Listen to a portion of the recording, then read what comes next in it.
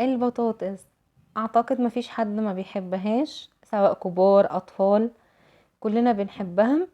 هنعملها النهاردة بطريقة سهلة وبسيطة وصحية كمان، وهنعمل كمان معاها صوص لذيذ كده نغمسها بيه.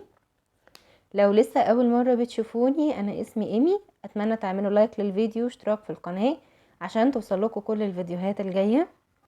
اول حاجة معانا بطاطس مغسولة ومتنضفة كويس بقشرها، هنقطعها نصين، وبعد كده هنقطع كل نص على 3 صوابع او على حسب حجم البطاطسية عندكم. في مية مغلية فيها معلقة ملح هننزل بالبطاطس نسلقها، مش هنسلقها سلق كامل، يعني تقريبا 3/4 سلقة. هنسلقها لمدة 7 دقايق. بعد كده هنطلعها ونصفيها من المية ونحطها في صينية مش بتلزق. هنرش عليها رشة زيت زيتون بالطريقة دي. هوزعه كمان بالفرشة عشان اتأكد ان كل البطاطس وصلها زيت.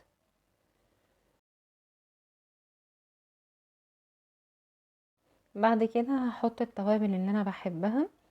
انا حطيت ملح، فلفل اسود، حطيت كمان زعتر وريحان وبابريكا. تقدروا تضيفوا اي نكهة انتوا بتحبوا البطاطس بيها، مفيش اي مشكلة خالص. بعد كده انا هدخل الصينية فرن سخن متسخن من قبلها، يعني على درجة حرارة 200، الرف اللي في النص، والفرن شغال من تحت بس، ولو في مروحة يفضل ان انتوا كمان تشغلوها. هدخلها لغاية ما تتحمر كويس، وهي في الفرن بقى هبدأ اعمل الصوص.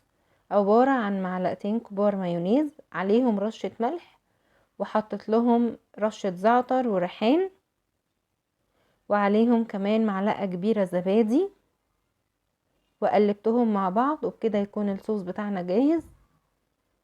طلعت بقى البطاطس من الفرن، بصوا شكلها جميل جدا، مقرمشة من بره وطرية جدا من جوه.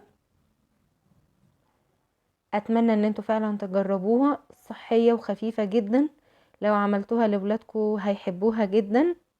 اتمنى ان الفيديو يكون عجبكم النهاردة، واشوفكم في فيديو جديد ان شاء الله.